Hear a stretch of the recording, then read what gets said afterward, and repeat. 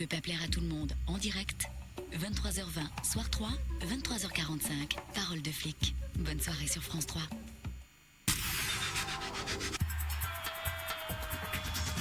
France 3 vous présente Foot 3 avec l'autofoot. Bonjour, je suis Jérôme Roten. Moi et mes coéquipiers, on va essayer de vous donner du plaisir pendant ce Foot 3. Mais évidemment, il y aura notre ami Christophe avec nous, ça on est obligé. Ouais, puis t'inquiète pas Jérôme, on va pas te lâcher pendant ce Foot 3. Ça va être du vrai marquage à la culotte, parce que moi je suis plutôt défenseur. Non, ça va. Et vous l'aurez compris, pour la deuxième fois de la saison, Foot 3 se trouve à Monaco. Allez, que voulez-vous, c'est comme ça, on y prend plaisir.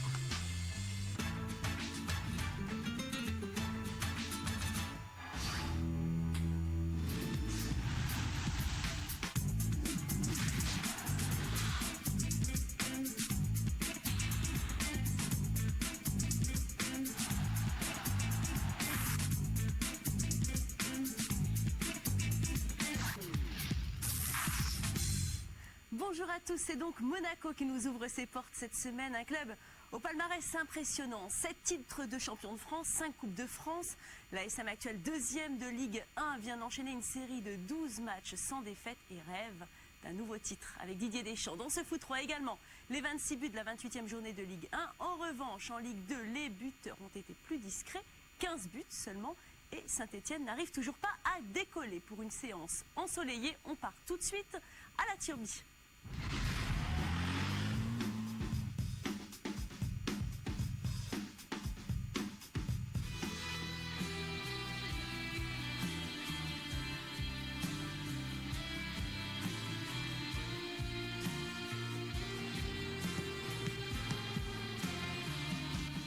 Rafa, tu cherches côté opposé, ou Jérôme ou Pat.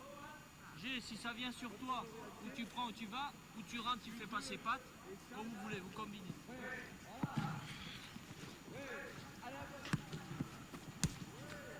Limite toi aussi. Ouais, bien joué, Chabat. Voilà, ça c'est la répétition des gammes, ce sont des automatismes à apprendre à l'entraînement pour les retrouver en match. C'est exactement ce que rêve de retrouver en match justement Didier Deschamps quand il sera assis comme là sur son banc de touche. Donc combinaison entre les milieux de terrain qui écartent sur les joueurs de côté, défenseurs latéraux, milieu de terrain offensif, ça se termine devant le but. Et puis après si ça fonctionne en match, eh bien c'est tout bonus, hein. C'est comme ça.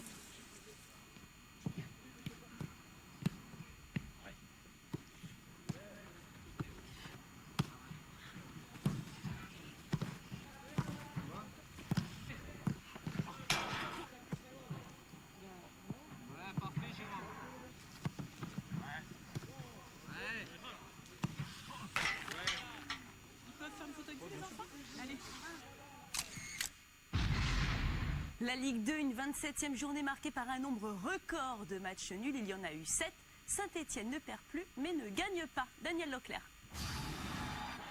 Dans ce derby de l'Ouest, tout se joue à la fin. Le coup de rein de Cousin, son tir est repoussé par le gardien et Fanchon à l'affût, marque un but que Le Mans pense déterminant. Mais dans la foulée, Niort sur coup franc parvient à égaliser. Mais qui a marqué? Dans ce cafouillage et en gros plan, Facuto, le buteur, cède du bras, ce qui donne un sérieux coup de main au Niortais, tout près de sombrer. Même dernier, le Vert donne de la voix et dans le chaudron, 13 000 inconditionnels sont là pour mettre le feu. Mais à cause de Borbiconi, l'ambiance s'est vite refroidie. On joue seulement depuis 30 secondes. Heureusement pour les supporters, la réaction est immédiate pour les Verts. Coup franc de Razak, Vincent Ognon est à la réception, un but partout. Et c'est tout. 4e nul consécutif des Verts. Dominateur en première période, Laval concrétise logiquement par Christophe Casarelli, son premier but de la saison. Mais après le repos, changement de tempo sous l'impulsion du capitaine de Clermont, Degnaud fait danser les tangos. 2 minutes après l'égalisation, Degnaud le bourreau signe un doublé d'un tir fusé. Avec ses buts à son compteur, Degnaud est le meilleur marqueur de Clermont avec Sanson. Et comble d'infortune pour Laval, à 10 minutes de la fin, la bourde de son gardien. Vincent Boulanger tout moulin pour mettre Laval dans le pétrin. Une faute de main de Guéguin, les Clermontois s'en frottent les doigts.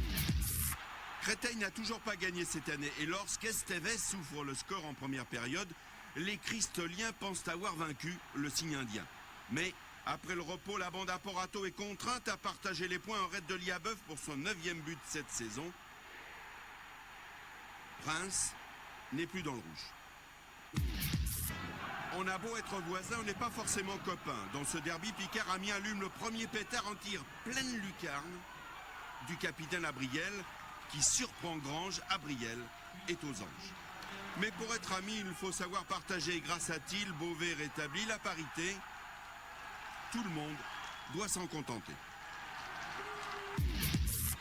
Après 5 mois de galère, Caen a retrouvé ses repères et Sébastien Mazur est là pour conclure. Un lob astucieux pour des Normands heureux.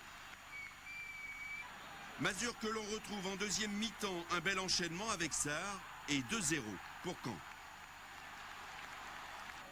Décané survolté car sur le centre de l'Aumoisier, Dirocco au premier poteau signe le 3-0 quand on n'avait plus gagné depuis 5 mois, parole de Normand.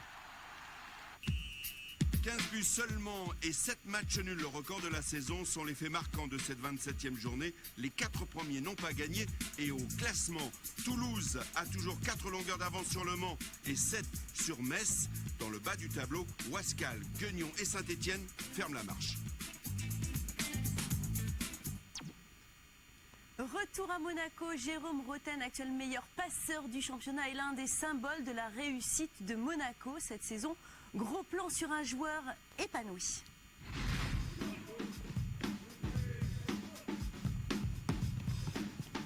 Jérôme, on aurait pu se rencontrer à 3. C'est pas le cas, on se rencontre dans un endroit magique. C'est une étape de franchie au niveau sportif, au niveau de la vie. T'as conscience de tout ça? Oui, j'en ai conscience, ça c'est clair. C'était l'objectif au départ, c'était de passer donc un palier en venant à Monaco. Je pense que je suis en train de le faire. Depuis 4 mois, ça marche très bien pour moi et pour l'équipe, parce que c'est vrai qu'on a un cadre de vie extraordinaire ici et on en profite d'autant plus quand les performances sont bonnes sur le terrain. C'est important le cadre? Ouais, c'est important parce que déjà, point de vue de la vie de famille, c'est exceptionnel. Et puis ça permet aussi de s'évader, d'oublier un peu les performances sur le terrain, quoi. Donc ça c'est bien de faire la part des choses aussi, quoi. La vie de famille, tu en parles? Ta situation familiale, c'est? 2 enfants. Ma petite dernière, c'est Ambre, qui a 4 mois, et puis Mathéo qui a 18 mois. Donc là aujourd'hui on profite bien et puis je pense que pour mon équilibre c'est essentiel aujourd'hui. T'as quel âge? J'ai 24 ans. 24 ans, donc t'as encore du temps, t'as une belle carrière à venir devant toi. J'espère. Ouais. Quand tu dis j'espère, t'aspires à quoi? J'aspire à quoi? Déjà continuer sur ma lancée depuis le début de l'année et surtout des 4 derniers mois, c'est garder cette constance au niveau du jeu, de mes prestations. Et puis après, peut-être un jour, j'espère évoluer dans un grand club européen pour connaître une autre culture footballistique. Et puis après, pourquoi pas un jour aussi porter le maillot bleu.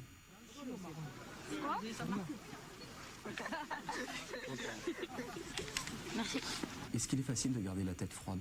Facile, non, parce qu'on peut tomber vite dans l'excès, on peut vite s'enflammer.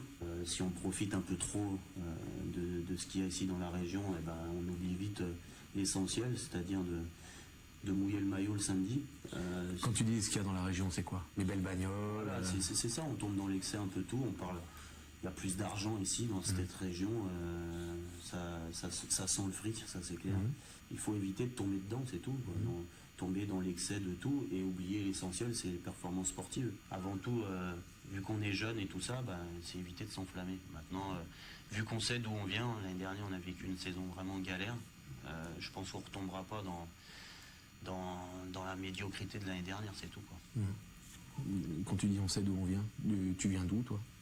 Moi, je viens de la région parisienne, je suis passé de Meudon à Clairefontaine, à Caen et à Troyes. C'est pas des villes exceptionnelles au cadre de vie, donc ici j'en profite, mais sans plus. Comme d'habitude, un petit tour au labo, les insolites de Fabien Le Boucher et ses copains. Hélice. Excuse-nous Valérie, c'est 10 ans le labo, c'est showbiz. Moyenne? Ça va.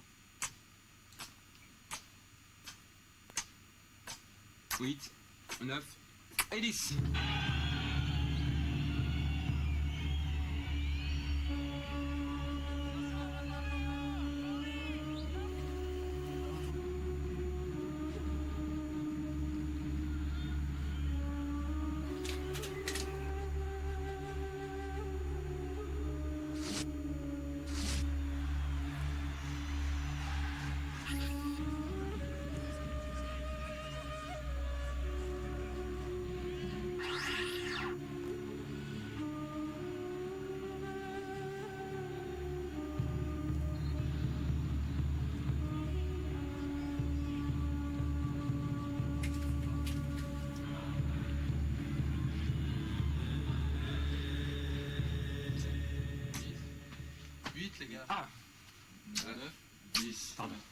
Et oui, le compte est bon. On repart en principauté. Didier Deschamps, exemple du football français, confirme ses qualités de meneur d'hommes en tant qu'entraîneur. Après une saison de rodage, il démontre tout son savoir-faire dans ses nouvelles fonctions.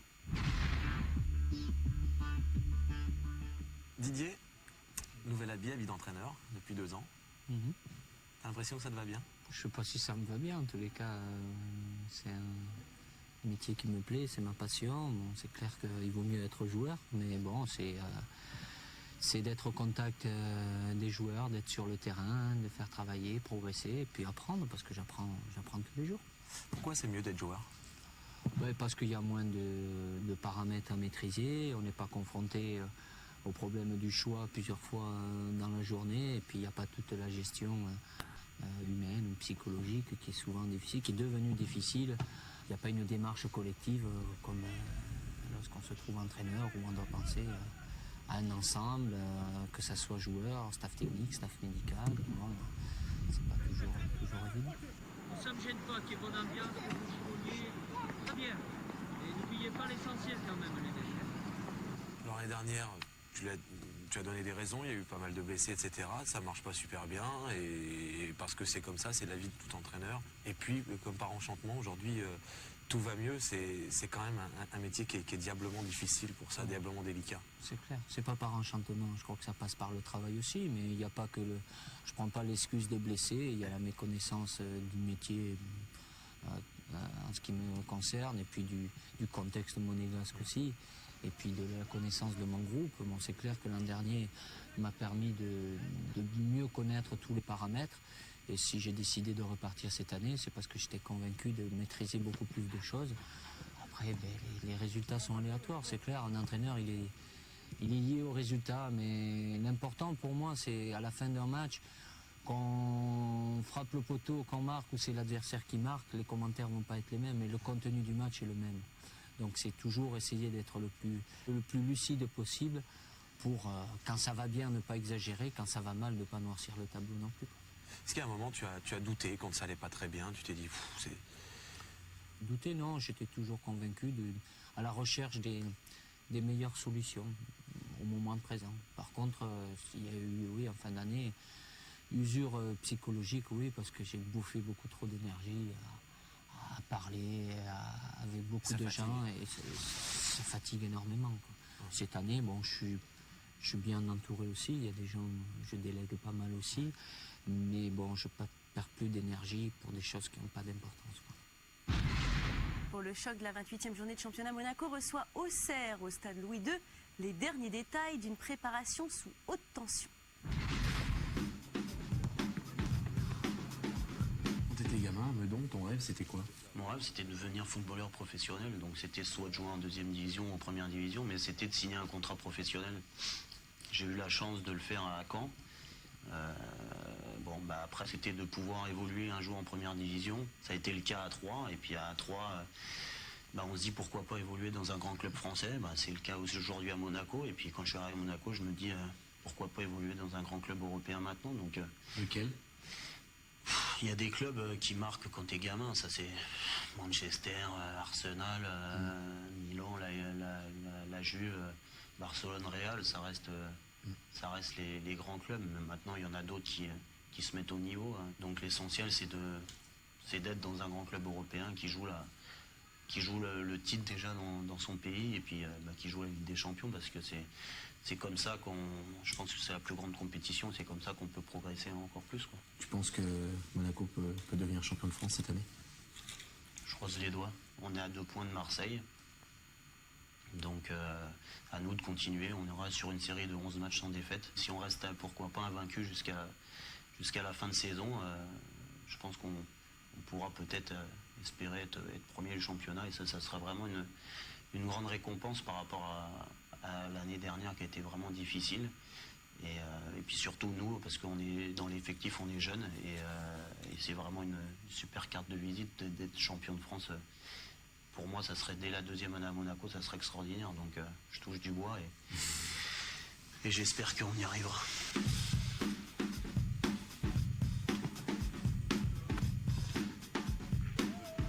Puis avant son match important, Jérôme Roten, parce qu'il a grand cœur et qu'il est comme ça, il est papa. Et qu'il y a une association pour les enfants autistes, la bande à Lilian. Voilà le papa de Lilian.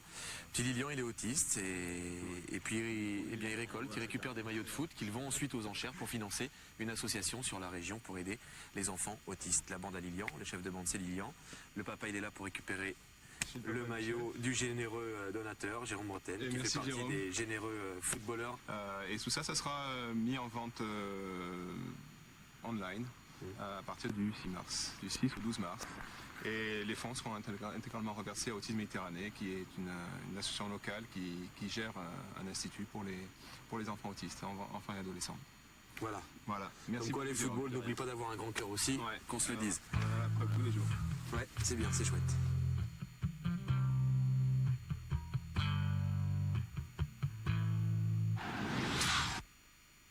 Je vais remonter à fond parce que les résultats d'hier font qu'on est obligé de prendre 3 points ce soir. Jérôme Roten et ses coéquipiers surmotivés face à une équipe d'Auxerre fatiguée. Le résultat est immédiat. Au quart d'heure de jeu, les pieds de Perso donnent au Monégasque une première occasion d'être heureux. Le Croate aurait même pu s'offrir un doublé en cette première période, mais l'arbitre Alain Sars ne valide pas le but. Monaco mène 1-0. On est bien dedans, je pense qu'on s'est créé les meilleures occasions, on aurait même pu doubler la mise. Maintenant il faut pas relâcher la pression, il va y avoir la fatigue, mais il faut les accueillir sur leur but pareil, quoi. Ça se passe bien, il faut que ça continue. Roten, avide de ballon, épanoui dans son rôle de passeur, sert Ludovic Giuli. Les gestes répétés à l'entraînement deviennent réalité en match et Monaco mène 2-0.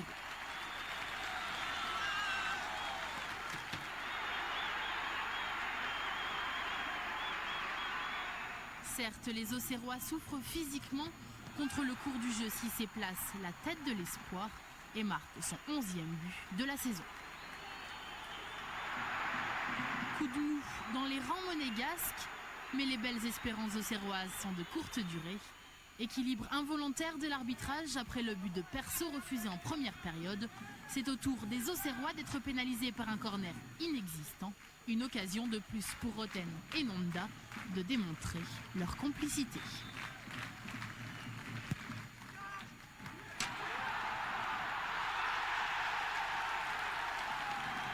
Dédicace aux spectateurs venus plus nombreux qu'à l'accoutumée à Louis II.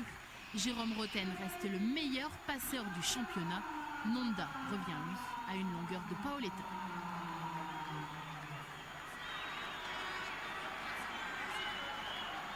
Tâche accomplie et félicitations du staff. La soirée a le goût et l'odeur d'un plaisir collectif et individuel.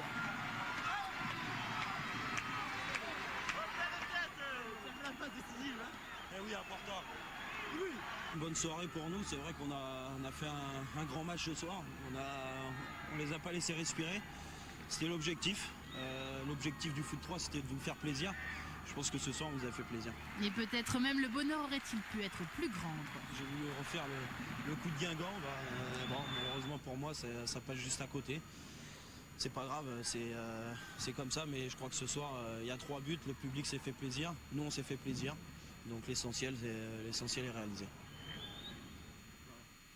Le résumé du match, Aurélie Renard. N'oubliez pas un grand rendez-vous football ce jeudi à 20h45 et en direct sur France 3.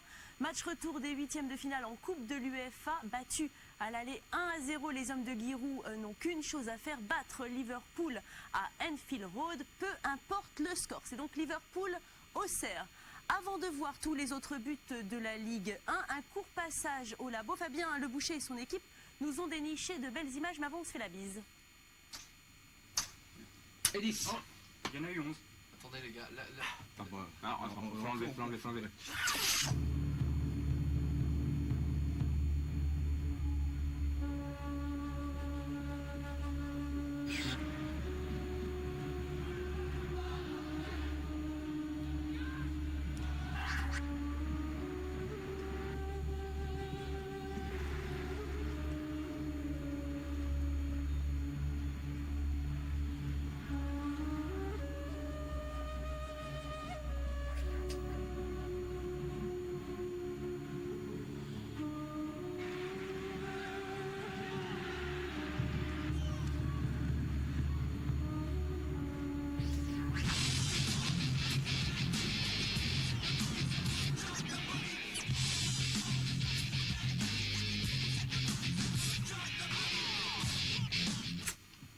Et 10.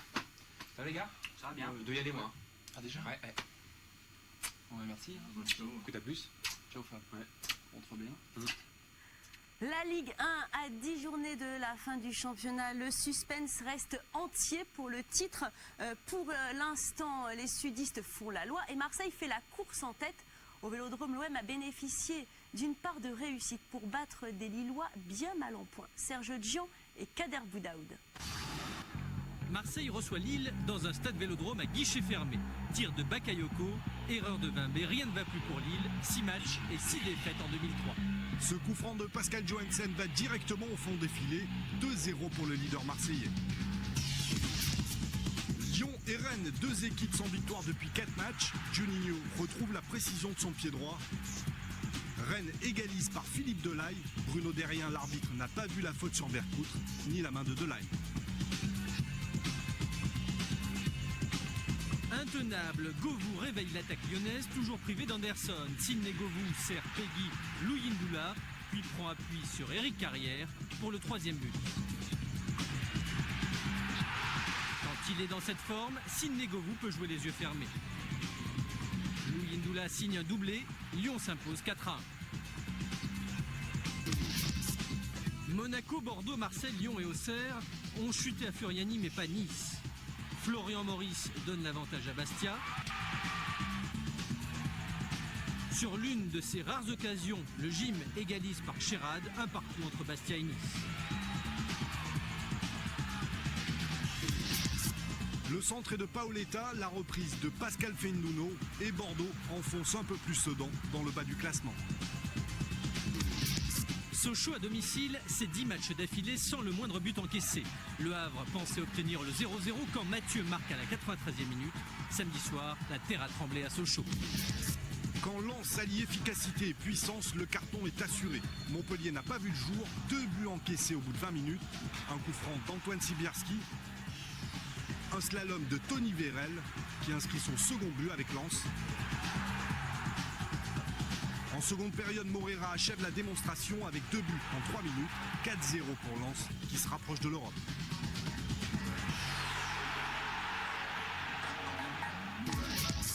Roland Courbis et Ajaccio pensaient pouvoir rapporter un point de Nantes. Mais une faute sur Ziani et un pénalty de Gillet assurent une courte victoire aux Canaries. 3 poursuit son opération sauvetage avec succès. Une inspiration de Céline Benachour et les Troyens s'imposent 1-0 face à Strasbourg. Le carnaval brésilien avec un peu d'avance, un but exceptionnel, suivi un peu plus tard d'une passe aveugle pour Jérôme Leroy. Après 1 heure de jeu, Paris mène 2-0.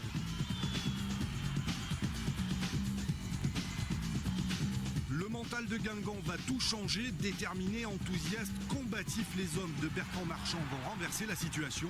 Un but de Guillaume suivi d'un doublé de Drogba permettent à Guingamp de se relancer après 6 défaites consécutives.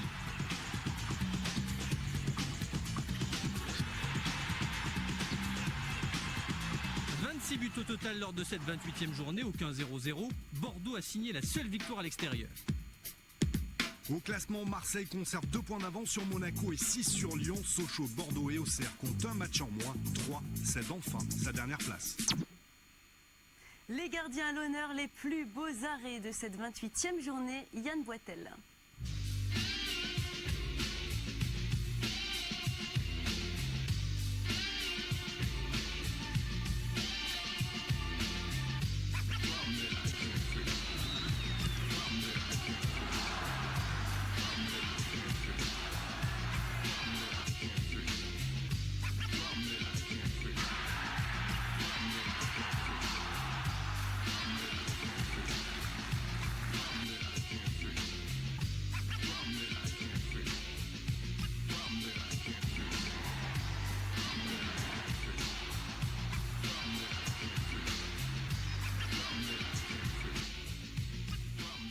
N'oubliez pas notre rendez-vous football, le match retour des 8e de finale en Coupe de l'UEFA, Liverpool-Auxerre. C'est ce jeudi à 20h45 et c'est sur France 3. Voilà, c'est fini pour aujourd'hui. Merci à Jean-François Kerkert. Demain, Foot 3 est rediffusé à 6h30 du matin. Merci de votre fidélité. Et puis toute la semaine, pour tout savoir sur le foot et sur l'actualité sportive, notre site internet est à votre disposition, frost3.fr. Salut Christophe, à la semaine prochaine, on traverse la Manche. Et la semaine prochaine, nous nous rendons dans un endroit magique du football mondial. L'adresse du stade, c'est Anfield Road, un stade où l'on chante « You'll never walk alone », tu ne marcheras jamais seul, comme nulle part ailleurs. Oui, nous allons rendre visite aux Reds de Liverpool, et c'est pas une blague, la preuve.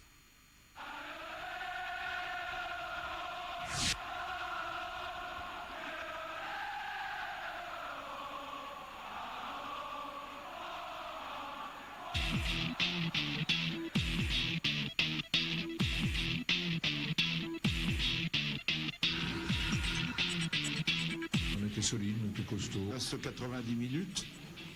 J'appelle pas ça une situation désespérée.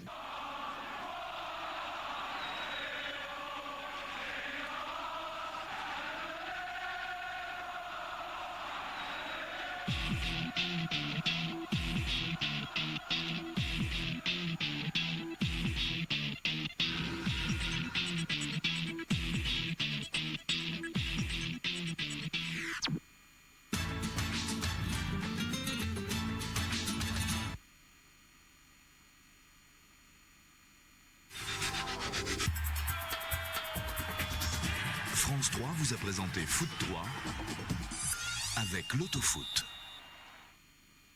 Patrick, Nicole, Bernard et Caroline dans Question pour un champion. C'est tout de suite, hein.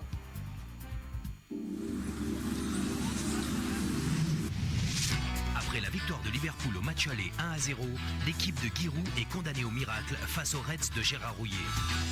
Le dernier club français en lice au niveau européen réussira-t-il à vaincre l'ogre anglais dans l'arène d'Anfield ?